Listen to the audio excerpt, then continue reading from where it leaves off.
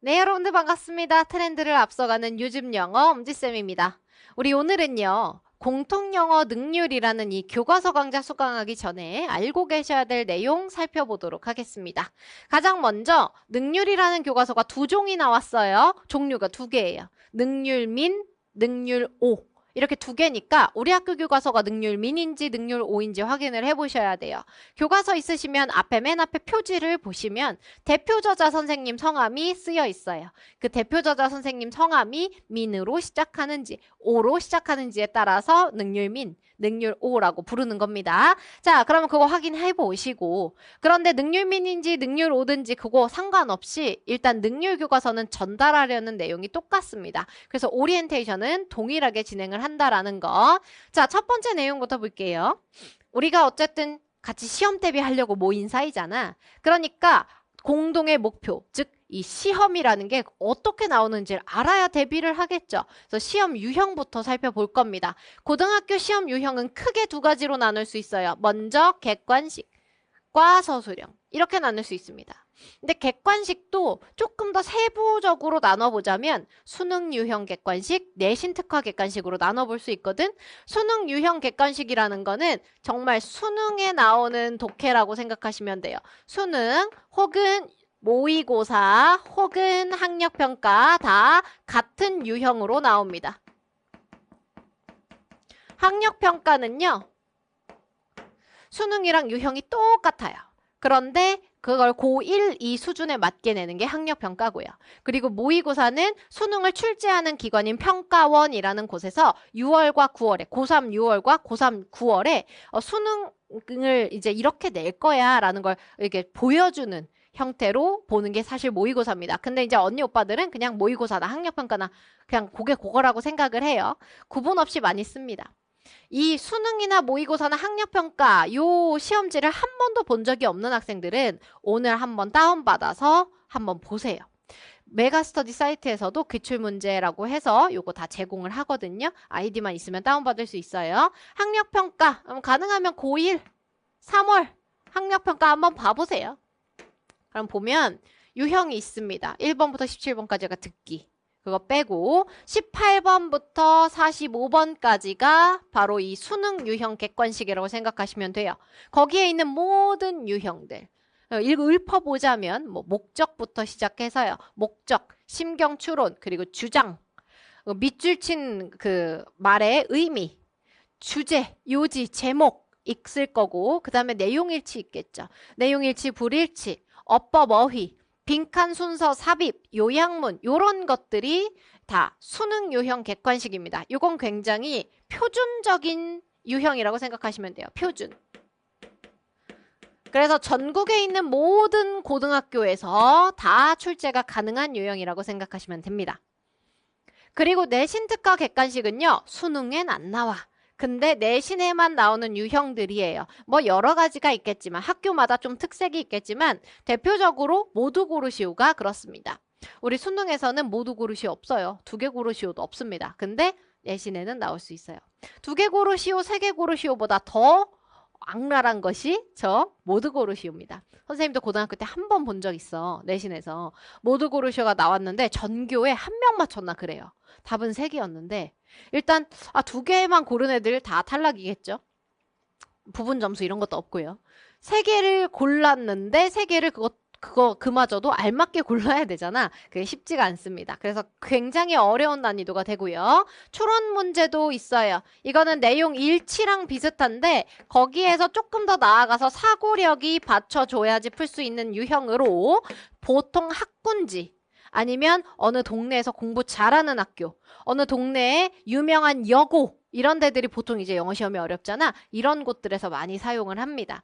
단순히 그냥 내용을 해석만 할 수 있으면 안 되고 그걸 정말로 진정으로 이해했는가를 묻고 싶어서 내는 유형이라고 생각하시면 돼요. 그 다음에 이제 나오는 게 유이어, 반이어 문제입니다. 유이어, 반이어 혹은 다이어 문제까지 있어요. 유이어, 반이어는 별거 아니야. transform이라는 단어가 지문에 있었다. 트랜스폼에다 밑줄 긋습니다. 그래 놓고 자 얘랑 바꿔 써도 되는 거 골라봐. 즉 유이어 고르라는 거예요. 혹은 바꿔 쓸 수 없는 것 골라봐. 그러면 유의어가 아닌 것 혹은 반의어 고르라는 겁니다. 쉽죠? 이런 식으로 유의어 반의어가 나오기 때문에 우리 지문에 나오는 그냥 단어와 단어 뜻만 외워서는 안 되고요. 얘랑 같은 의미가 있는 것들은 뭐가 있고 반대 의미는 뭐가 있고 이런 걸 공부하셔야 돼요. 다이어도 그렇습니다. 다이어 중에 뭐 대표적인 거 플랜트 이런 단어가 있다고 칩시다. 이런 플랜트가 무슨 뜻이니? 식물이란 뜻이지. 근데 식물만 있는 게 아니야. 공장이란 뜻 있거든? 알고 있었어? 공장까지만 있는 게 아니야. 심다란 뜻도 있어. 자, 그렇기 때문에 여기에서 어떤 걸로 쓰였는지 잘 알아야 돼요. 우리 지문에 만약에 뜻이 심다로 나와서 플랜트가. 자, 그러면 시험에 이렇게 낼 수 있습니다. 자, 여기 지문의 밑줄, 플랜트의 밑줄을 긋고요. 저기 지문에 쓰인 플랜트와 같은 의미로 쓰인 것을 고르시오 하고선 문장 5개를 줘. 5개 다 플랜트 들어있고 그 플랜트 중에 다른 것들은 뭐 식물 공장 하다가 하나만 심다 이렇게 되는 거죠. 그 하나를 골라야 되는 그게 바로 다이어 문제 되겠습니다.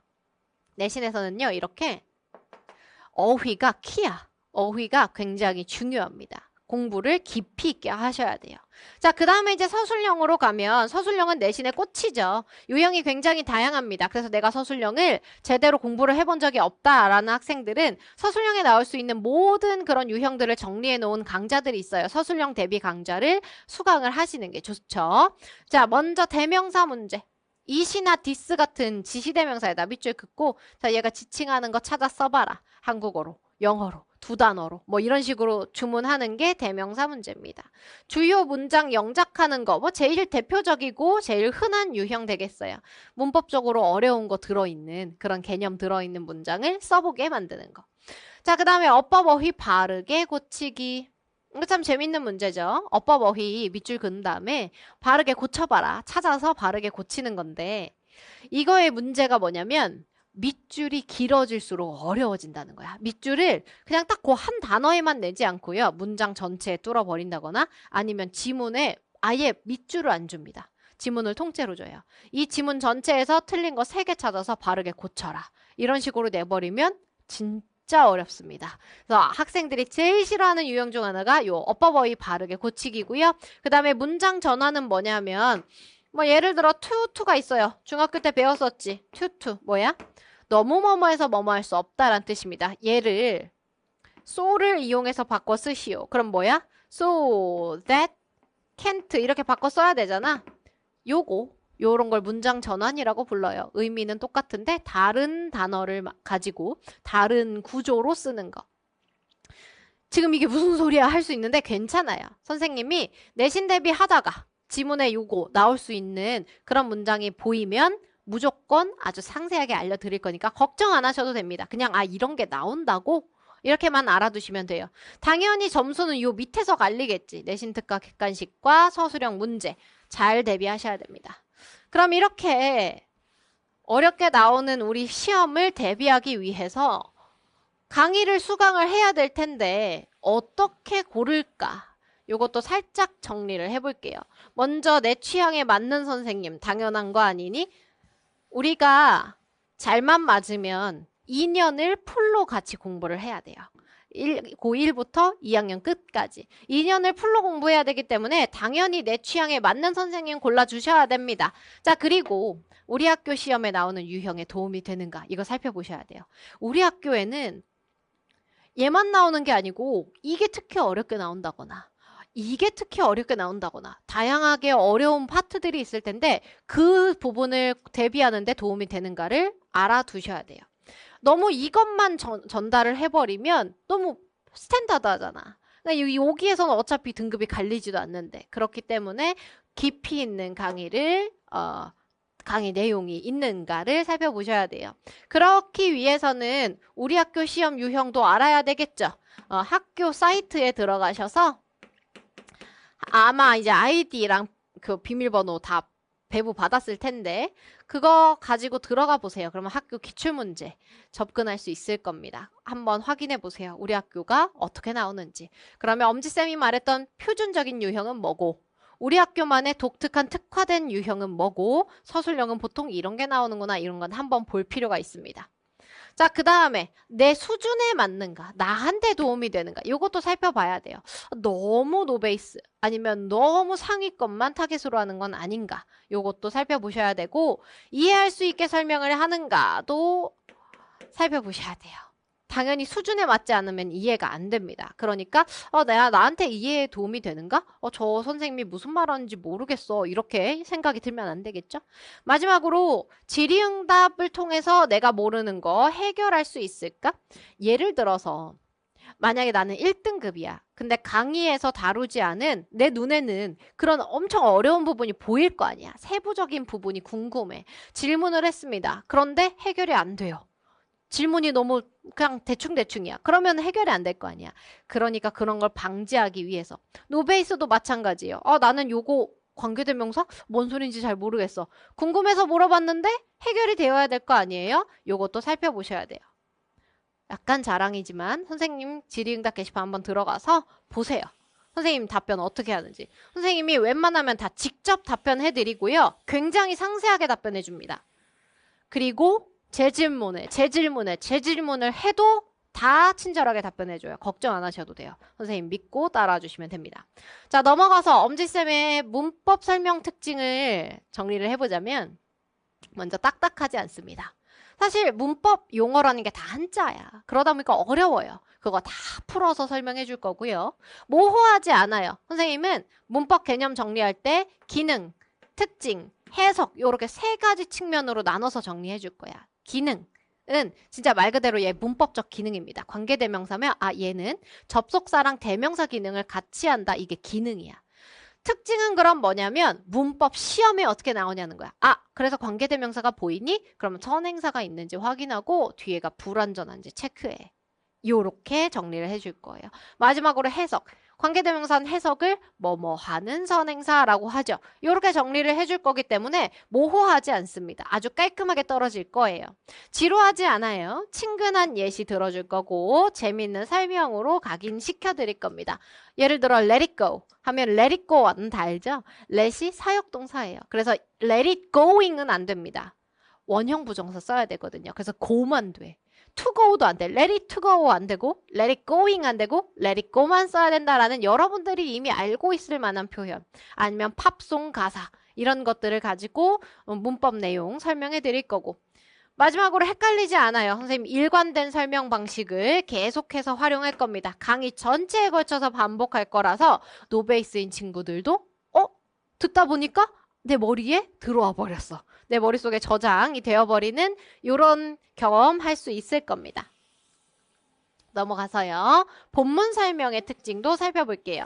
선생님은 내신 플러스 수능까지 대비할 수 있도록 해석의 기틀을 잡아드릴 겁니다. 우리 내신용 영어 문장 따로 있고 수능용 영어 문장 따로 있는 거 아니에요. 영어 문장은 하나입니다. 그렇기 때문에 내신 공부를 똑바로 했을 뿐인데, 엄지쌤이 시키는 대로 주어 동사 잘 찾고 했을 뿐인데, 삽입어구 묶어서 그 바깥부터 해석하고 이런 것들을 몇 개 알려줄 거거든. 이런 거를 딱 잘 연습을 하다 보니까 수능 모의고사에 나오는 문제들까지 다 풀 수 있다라는 거 알게 될 거고요. 그 다음에 자습서나 분석지에도 없는 내용 많습니다. 그런 없는 내용까지도 선생님 상세하고 정확하게 설명해 드릴 거예요. 상위권 학생들에게 도움이 많이 될 겁니다. 상위권 학생들은 궁금한 게 많아. 이걸로 바꿔 쓰면 안 되나? 굳이 왜 이런 표현 썼지? 궁금하잖아요. 선생님 다 알려드립니다. 어휘의 뜻, 유의어, 반의어, 혼동어휘까지 다 정리해 드릴 거예요. 어휘랑 뜻만 하는 거는 기본이야, 얘들아. 거기 나오는 어휘랑 뜻은 당연히 외워야지. 근데 그것뿐만이 아니고 유의어, 그리고 반의어, 자주 나오는 것들, 그리고 헷갈리게 생긴 어휘 있지. 그걸 혼동어휘라고 불러. 나 되게 비슷해. 스펠링이 막 거기서 거기야. 이런 것들까지 다 정리해드립니다. 자, 그 다음에 초등학생도 이해할 수 있게끔 친절하게 설명을 해드려요. 무슨 말이냐면 요즘 학생들이 가장 크게 겪고 있는 문제가 영어를 한국어로 바꿨다, 해석을 했어. 근데 그 해석이 이해가 안 가. 한국어가 너무 어려워. 이런 경험 아마 해봤죠. 이런 학생들이 많아졌어, 요즘에. 그래서 선생님은 초등학생한테 설명한다고 생각하고 이 내용을 친절하게 설명을 해드릴 겁니다. 내가 직접 겪어본 적이 있는 거면 겪어본 일화도 설명해 줄 거고요. 사진도 갖다 줄 거고 막 그림도 그려줄 거고 와닿는 사례가 있으면 와닿는 사례로 설명을 해줄 거니까 여러분들은 그걸 그냥 잘 듣고 이해하시면 됩니다.